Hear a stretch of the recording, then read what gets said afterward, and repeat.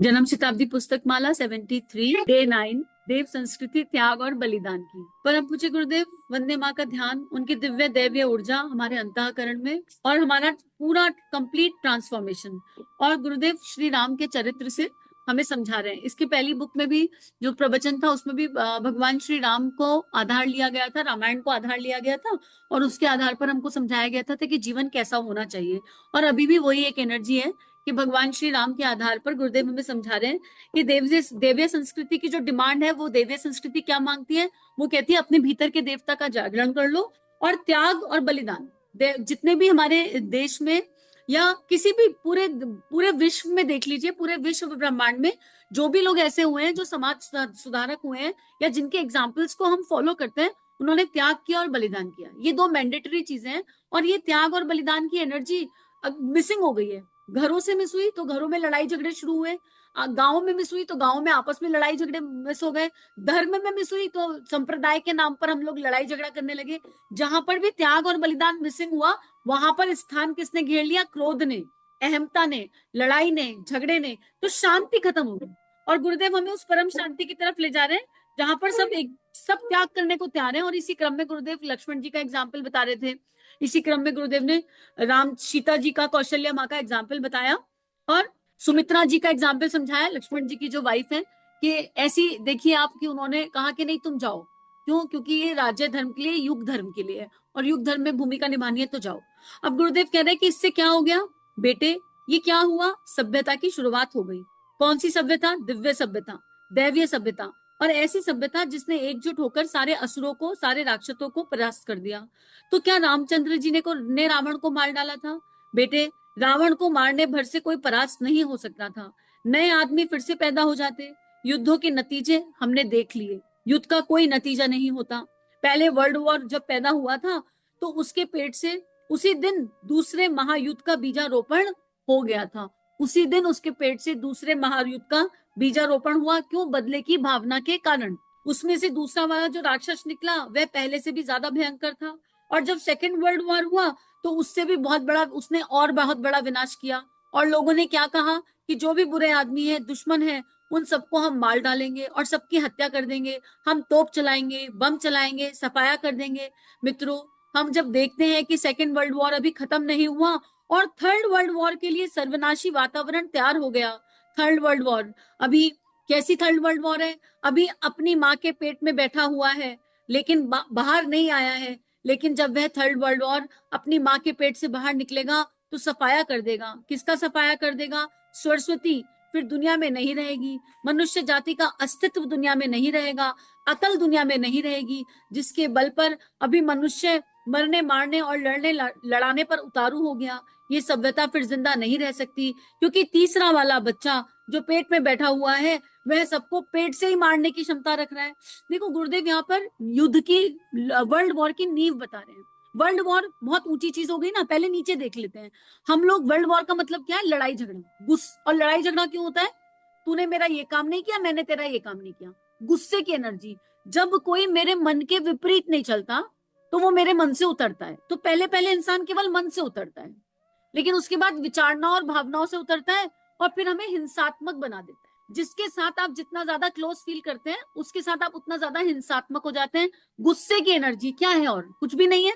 जो कहना मानते रहते हैं, जो हमारे रंग में रंगे रहते हैं, जो हमारे मन की बात करते रहते हैं, उनसे दोस्ती हो जाती है, उनसे भाईचारा हो जाता है। और जो जरा से हमारे मन के विपरीत बात कर देते हैं, उनसे हमारा लड़ाई झगड़ा हो जाता है।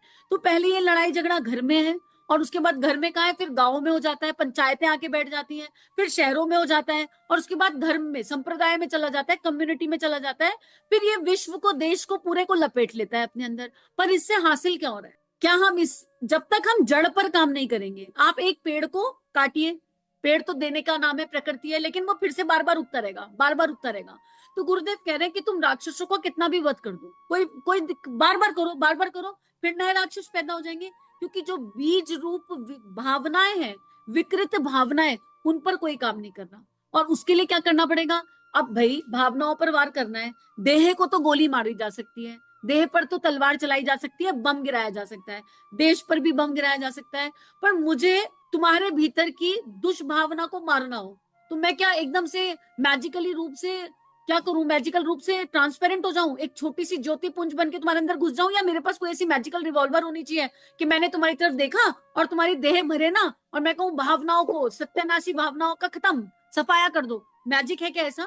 संभव है क्या ऐसा? पॉसिबल ही नहीं है ऐसा। तो क्या करना पड़ेगा?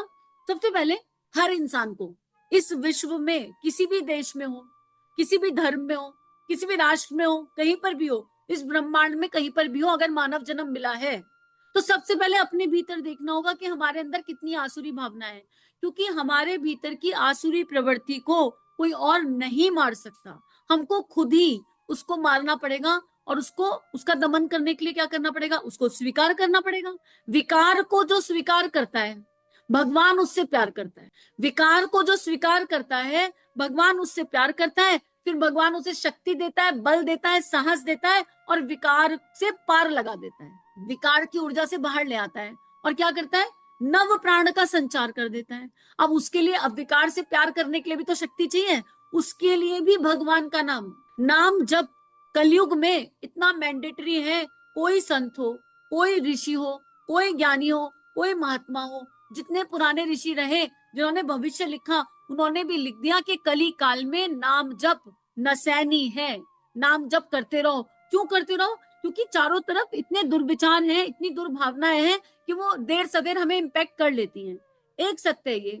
दूसरा विज्ञान ये जानना पड़ेगा, बहुत महत्वपूर्ण है, कि हमारे भीतर जो है ना, हमारे भीतर जिस जिस भी विचार भावना का बीज पड़ा है, केवल वही पौधा और वृक्ष बन सकती है। अगर आपने इस लाइफ जीवन में कभी नॉनवेज नहीं खाया या अंडा नहीं खाया, लेकिन आपके भीतर किसी जन्म का वो संस्कार बीज रूप में पड़ा है, तो अगर आप ऐसी संगत में जाएंगे जहां नॉनवेज और अंडा खाया जाता है, और वो लोग आपको जबरदस्ती करने लगे, वो 4-5 बार जबरदस्ती कर लेंगे, एक बार आप टेस्ट कर लेंगे, चल खा के देख ही लेता हूँ, हो जाए जो होगा सो देखा जाएगा।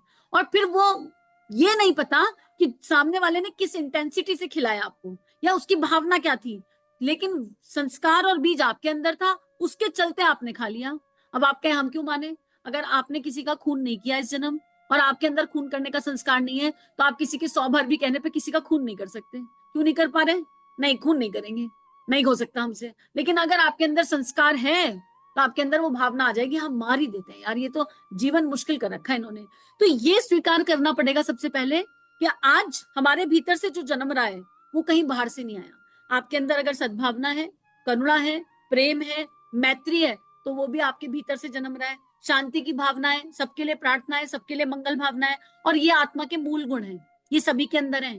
हर आत्मा में प्रेम, शांति, साहस, करुणा, संवेदना बाय डिफॉल्ट होती है। तभी तो एक डकैत भी अपने घर में सबसे प्रेम करता है। प्रेम भावना से कोई छुपा हुआ नहीं है। और बाकी जो इमोशंस होते हैं, जो लोअर इमोशंस होते हैं, किसी का खून करने की बात सोचना, चोरी चकारी की बात सोचना, ईर्ष्या की बात सोचना, ये जो विकार होते हैं, इस तरह के जो विकार हैं, इन पर जिसने जिसने जिस जन्म जहां पर काम कर लिया, लेकिन अगर ये आपके जीवन में आ रहे हैं तो ये किसी बाहर वाले ने नहीं दिए। ये कहना सरल है कि इसने मुझे गुस्सा दिला दिया, मैं तो बहुत शांत था। कोई आपको गुस्सा नहीं दिला सकता। उसने ट्रिगर किया, और उसने भी, उस इंसान ने ट्रिगर नहीं किया, उस सिचुएशन ने ट्रिगर किया। अब हमें इस सिचुएशन से बाहर निकलना सीखने की आवश्यकता है, और उसी के सूत्र गुरुदेव दे रहे हैं, कॉन्टिन्यू वही सूत्र दे रहे हैं। लेकिन किसी भी सिचुएशन से बाहर निकलने के लिए पहले आपको सिचुएशन को स्वीकार करना पड़ेगा ना।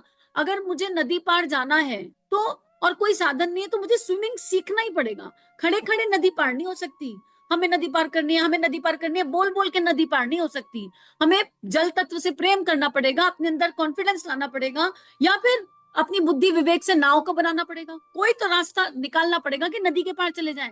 आप चाहे नाव बनाओ, चाहे स्विमिंग करके जाओ, और चाहे जो है कोई भी माध्यम और ढूंढ लो जो भी आपको अवेलेबल हो रहे हो। चाहे आप हेलीकॉप्टर में बैठ के जाओ कि उड़ के चले जाएंगे, लेकिन या आप रस्सी पे चलना शुरू कर दो कि इस रिश्ते से उस रिश्ते पे रस्सी बांध ली। आपको रास्ता तो ढूंढना पड़ेगा। तो अपनी समस्याओं का समाधान हमको खुद ढूंढना पड़ेगा। हो सकता है 10 लोगों की एक ही समस्या हो और समाधान भी एक हो, लेकिन सबके रास्ते अलग अलग हो सकते हैं। जिसके भीतर जो गुण कर्म स्वभाव, वो उसी से चलेगा। हो सकता है जिस समस्या का समाधान मुझे राम राम राम राम करके मिल रहा हो, आपको उसी का समाधान महामृत्युंजय करके मिले, या प्रकाश का ध्यान करके मिले, या प्रकृति के साथ समय बिता के मिले, नहीं पता। लेकिन समस्या को जानो, समस्या को समझो, और स्वीकार करो कि समस्या बाहर से किसी ने मुझे नहीं दी, मेरे अंदर से जन्मी है, जो मेरे अंदर से जन्मा है उसको मैं ही तो ठीक करूंगा। अब हमारा सौभाग्य क्या है? हमारा सौभाग्य ये है कि हमें युग दृष्टा मिल गए, महाकाल मिल गए गुरु के रूप में, और वो कह रहे हैं कि मैं तुम्हें तुम्हारी भावनाओं से मिलवा दूंगा, तुम्हारे भीतर के सदगुरु को जगा दूंगा, तुम मेरा कहना मान लो और इधर उधर के दोष देखना बंद करो, भीतर कूद जाओ। कहीं नहीं कूदना, भीतर झांक लो।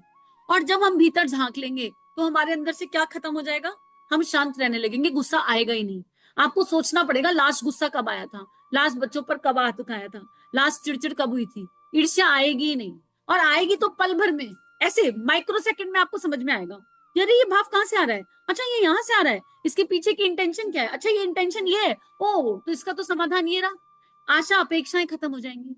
जहां आशा अपेक्षा खत्म हो जाती है, शांति हो जाती है, स्थिरता हो जाती है, वहां लड़ाई झगड़े का कोई स्कोप है? लड़ाई झगड़े का स्कोप ही नहीं रहेगा। किसी भी आधार पर लड़ाई झगड़ा नहीं करेंगे आप। इसका मतलब ये नहीं कि कायर बन के बैठ जाएंगे, साहस जागेगा। जहां पर ये सब होगा वहां करुणा संवेदना जगह बनाएंगी। जहां करुणा संवेदना जगह बनाएगी वहां किसी एक शक्ति पर विश्वास होगा, श्रद्धा विश्वास निष्ठा समर्पण गहरा होने लगेगा। किसके प्रति? श्रेष्ठ गुणों के समुच्चय के प्रति, ईश्वर के प्रति। फिर वो ईश्वर को आप गुरु नानक देव जी के रूप में माने, चाहे बाइबल के रूप में माने, चाहे कुरान के रूप में माने, क्योंकि सब बात दैवीय बता रहे, मानव धर्म को फॉलो करने की बता रहे।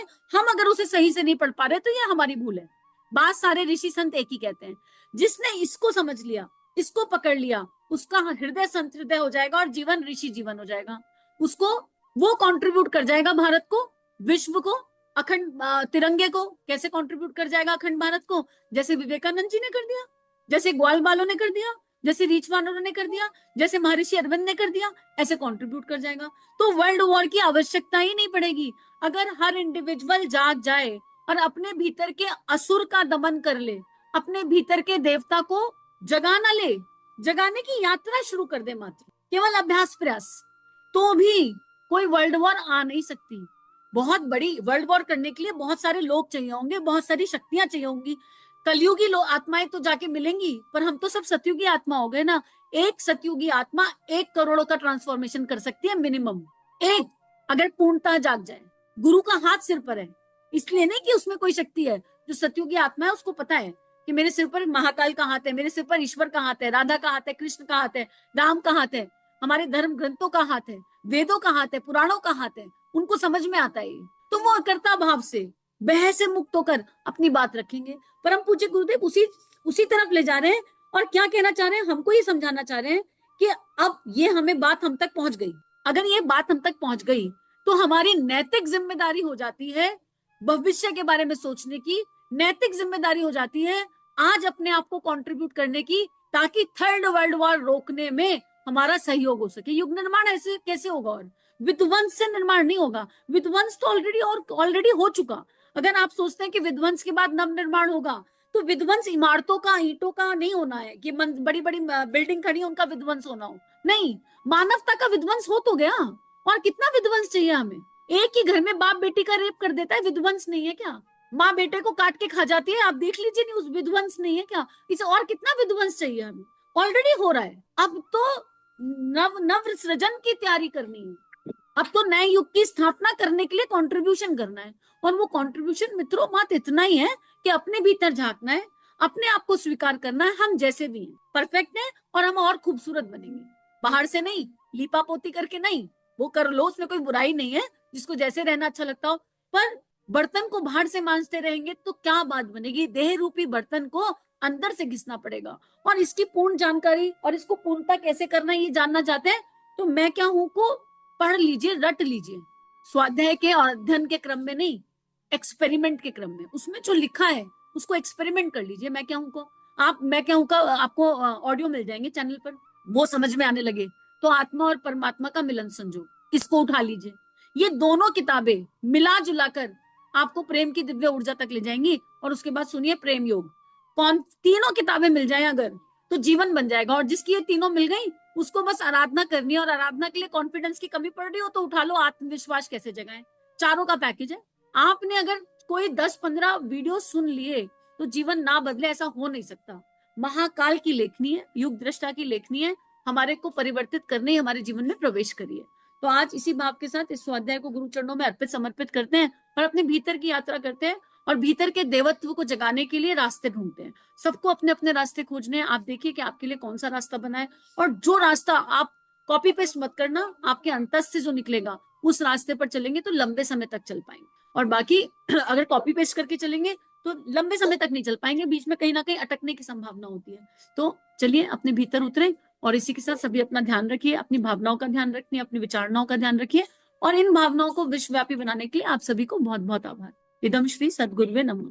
चलिए समाज में कुछ अच्छा बांटे। अगर ये भावनाएं आपके अंतःकरण को स्पर्श कर रही हैं, आपको अच्छी लग रही हैं, और आपके जीवन में परिवर्तन आ रहा है, तो इस परिवर्तन को विश्वव्यापी बनाते हैं। संतों की और ऋषियों की इस लेखनी को सब जगह फैलाते हैं। चैनल को लाइक कीजिए, सब्सक्राइब कीजिए और ज्यादा से ज्यादा साझा कीजिए। जय हिंद, जय भारत।